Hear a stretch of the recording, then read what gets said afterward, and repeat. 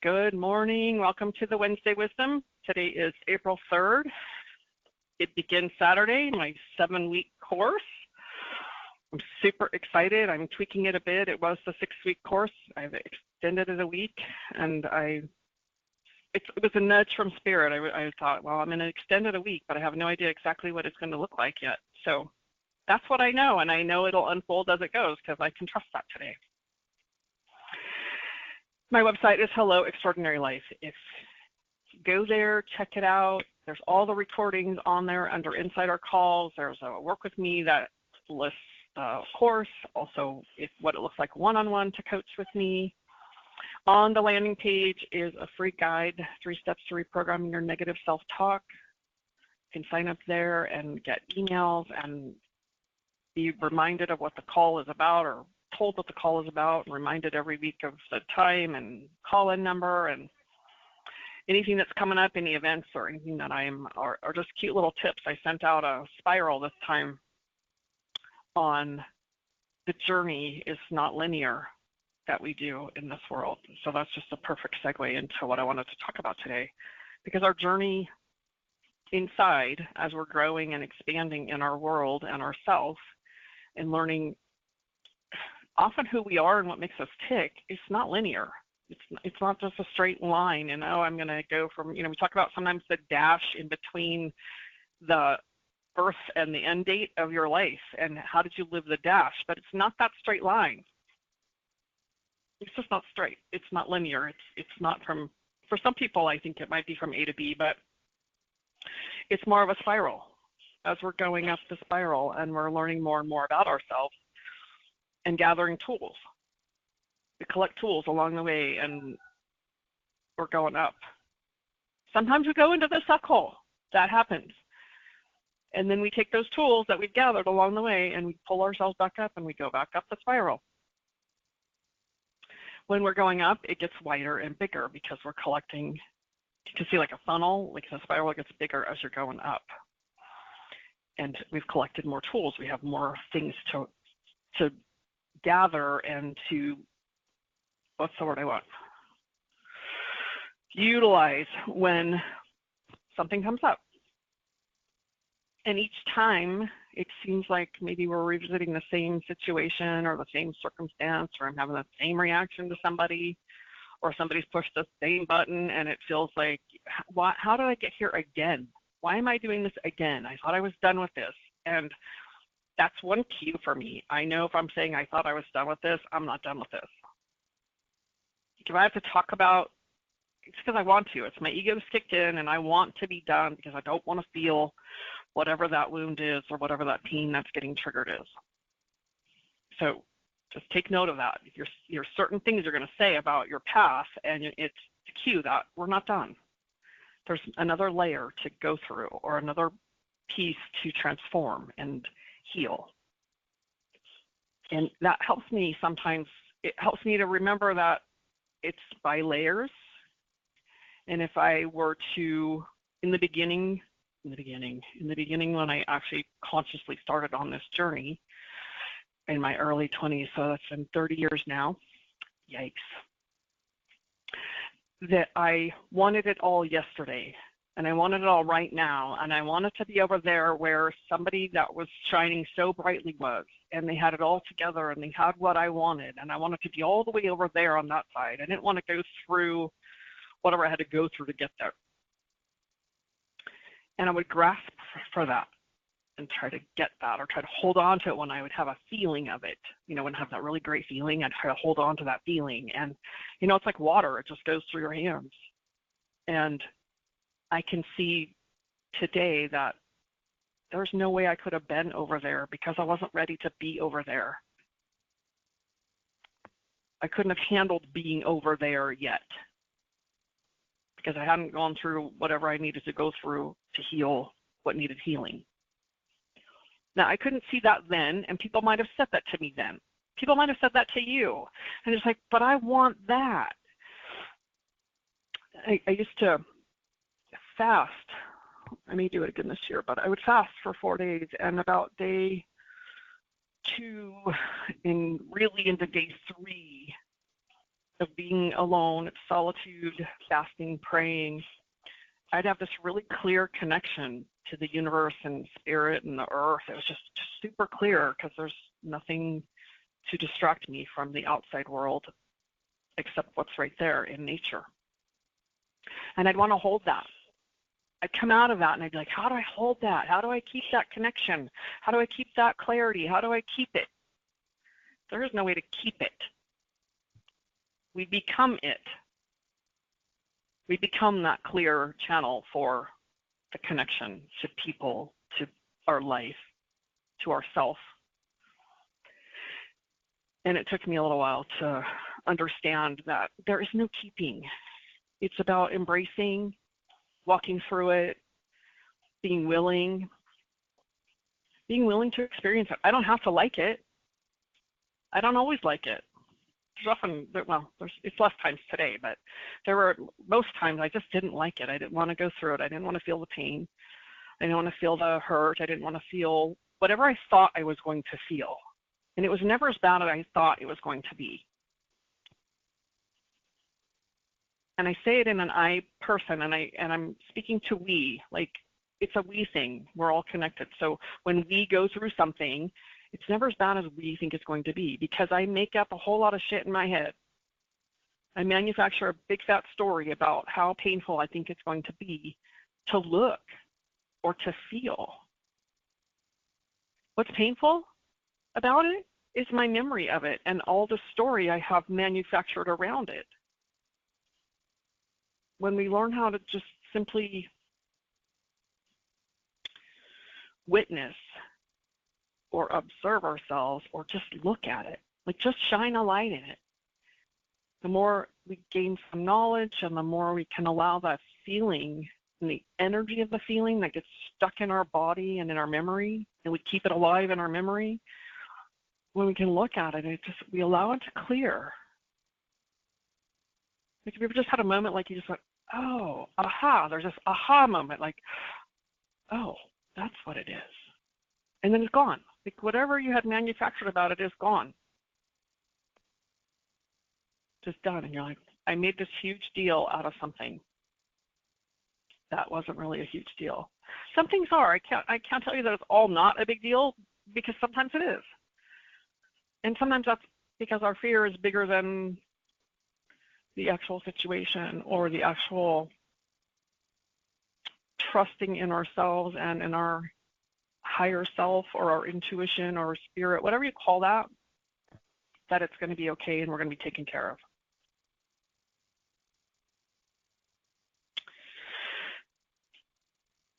That's the process. It's a process. Life is a process. It's a progress. It's going up the spiral. And it feels like sometimes we're going backwards. And I don't believe that we're ever going backwards. I believe we're always going forward. And it's when we remember to pick up the tools, or someone reminds us. Sometimes it's somebody reminding us to pick up the tools that we've gained along the way. We need help. Sometimes it's not about me and you doing it by ourselves. It's about just like people that join these calls or listen to the recordings. You come and listen to get the reminders, to get the tools. How do I keep going forward? Because sometimes I don't feel like moving. And sometimes it's okay to pause. It's okay to take a moment and pause and just reflect about where you've been, where you've come, and where you are. And in the pause, we can gain some clarity, and we can then remember the tools that we've gathered along the way, and we can pick them up when we're ready to move forward. And often we don't do that. Often we distract ourselves by getting busy and immersing ourselves in something else so we don't have to look or feel when something's showing up for us. As a human being with an ego and a brain, our ego always wants to feel good. And it will do whatever it has to do to produce feeling good, which often means stuffing the things that don't feel good or the things that push our buttons. And we mask it in what? I think we're all familiar with some anger or depression. Sometimes it's laughter. Sometimes it's service. There's all kinds of ways. And it doesn't take a long time. This is the other part of it, is it doesn't have to take a long time. We all have busy lives, and sometimes it's a moment to pause and check in with yourself and what's showing up for you. What's the feeling showing up for you? Who just pushed the button? Somebody was an asshole and cut me off, or somebody said something nasty to me. When I went to go return those boots at TJ Maxx here in this hometown I live in, that guy was a turd. And I was thinking, how in the world? I think I got it all together. How in the world did I create that with this guy just being a fill in the blank? And I cleaned them all up and went back, and we have already been here. And I just thought, okay, so I can either engage in this or I cannot engage in this. But you know what I did? I kept engaging in my brain. Like, how dare you treat me that way, right? I kept giving it space. And it took a little bit to let it go. I don't know that I've ever come to a conclusion of why I needed to experience that. You could chalk it up to, he's just a turd, and I don't have to go there to shop anymore, and moving on. I got him returned somewhere else. But it did trigger something for me. It definitely triggered something for me, because I think I'm entitled. I think people should be respectful. And I believe that I have created my world to have that happen. And when it doesn't, I'm surprised. Like, well, what happened? WTF, who do you think you are to treat me that way? That's what shows up for me. Like you owe me something. You owe me respect. Well, the only one I can live with is me, and I was respectful to him, and I simply walked out of the store instead of making a big scene. That was how I got to show up. The engagement part is what I did when I left. So I might have been respectful there, but I was not respectful to me when I left there, because I kept running it over and over in my brain about why. And sometimes I don't know why. Sometimes I don't know why. It's about who am I and how am I going to show up in a situation when it happens like that. And then how do I let it go? If there's some healing I need to do around it, then I need to do that. I need to look at what did he just touch for me? Probably a dad thing, the authority thing, that wound that still need a little more healing.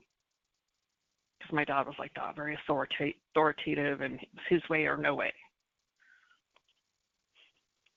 So I didn't even really look at it much more than that then. So now I'm like, oh, what was that? So part of the dad issue, like there was a place of all the other stuff I said, but more than that, what really got touched was a place of authority. And my MO is to shut down when it's authority. And I did not shut down this time. I took a different action. And that's a huge progress. So remembering to look at our progress, I just gathered my tools as I've come up the spiral, as we gain the tools going through life, and 30 years of doing this. God, wow. I put them to practice. And it still takes time. It's not always immediate. It gets easier. And that's the journey of this life of being human, and those of us that are willing to take a look and to embrace all of it. Because it's not all peaches and cream.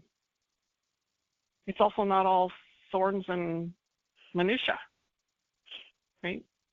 And the stuff that the minutia turns into fertilizer at some point, right? So that fertilizes the ground. If we talk about the emotions, when we're going through the stuff and we come out the other side, it becomes fertilizer for us to learn and grow in our own state of being and managing our emotions and loving ourselves more.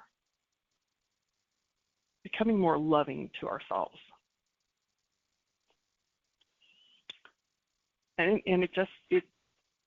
I have not found a shortcut, and I don't know of anybody that has found a shortcut. There are many, many tools to utilize along the way, but I don't know of anybody that's just gone, oh, let me just skip all the middle part where I get to, I don't have to do anything, where I get to deal with myself and heal those things that need healing. Because I just wanted to just be over there. I wanted to shortcut it all. And I tried a lot of shortcuts, and they never worked. And I haven't met anybody that it has worked. I would love to do that, but that's why I do this. So I come here every week, and I share some tips and some tools and some experience of our life together. And I know I attract the right people that want to hear what I have to say, because we're in this together. And when I think when I question what I'm doing, which I did just recently, I questioned what I'm doing. And just yesterday, I had two different people, one who's self-employed, and I got to give her some great feedback about things that she could do to build her business. All things, of course, I needed to hear for myself, right? We deliver our own medicine sometimes. And then I had a conversation with someone later who totally acknowledged that she reads my emails and they're valuable and they mean a lot to her, even though she doesn't reply to them and I don't see her or talk to her often. So those are just the things to remind me, right? So we get those things that remind us that we're on the right path, and that there are people here to help us, and that we're going forward, even when we think we might not be, and we're questioning it. And it's all exactly perfect how it's supposed to be for our growth. I want to remember that, and I want to remind you of that. This is all for us to grow to become the best person that we can be every single day in our life. It may not always look like it or feel like it. We may not always want to go through it, but when we can remember that, I find it a little easier to just look at it and go, oh, right, okay, all right, why is this showing up, or how is this showing up for me to grow through? And we create it together, so that because I'm helping others grow too, and you're helping me grow. So how am I helping you? How are you helping me? When I can look at that and go, oh, look at that. I had a girlfriend that just pushed my buttons like nobody's business, and she definitely triggered my mother issues. And today I can look at you, or I can talk to you and go, she was probably the greatest gift for me to have the relationship I have today with my mom. That was not anything I would have ever imagined. It's so completely different. And part of that was when my dad died, and part of that was going through what that woman triggered for me. Some really deep wounding, and it was pretty intense. I get really, really angry at her, and I knew it was nothing to do with her. She was the gift for me. So when you see people like that in your life, they are a gift to you. They're helping you grow through that piece. That old relationship wound with usually a primary person in your life from when you were a child. And we keep going. And we keep showing up. And we keep helping each other. And I appreciate you. Thank you for being here. And with that, I will open it up to you to share. If you got anything or aha moment, what resonated for you.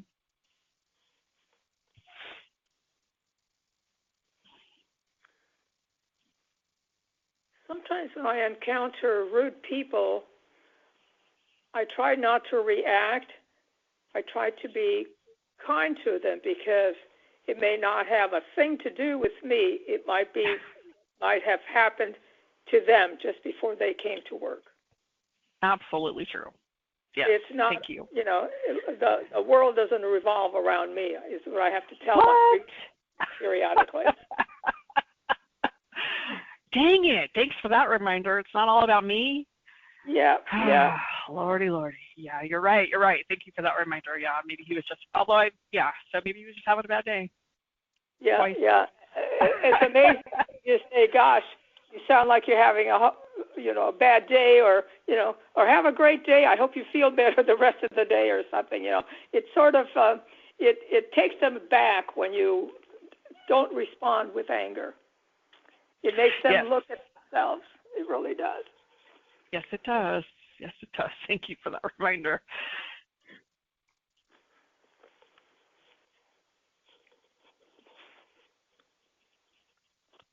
Anything else? Anything for you, Kimberly? So that happens to me all the time. Something triggers me, and I just let it linger in my head. But I guess I'm just not self-aware quite yet what all my triggers are. So letting go is hard because I just can't connect it to anything. You're showing up and you're willing, and that is, and you're aware. So those are like the first steps to anything that you embark on. You'll get there. Tammy. You'll get there because you're open to it. So Okay. yes, that's the part. It takes time, and it just takes that willingness to start looking and going, what is that? I don't know. And then you keep rolling it around. It's a process. That's part of the process. Okay. Yeah, because it just. I know it feels exhausting, and it is part of the process. So that's so I'm glad that anybody listening to that can hear that it is just a process, and we all go through it, and we all start right there. Okay. We do. So thank you for sharing that. I appreciate that. Let me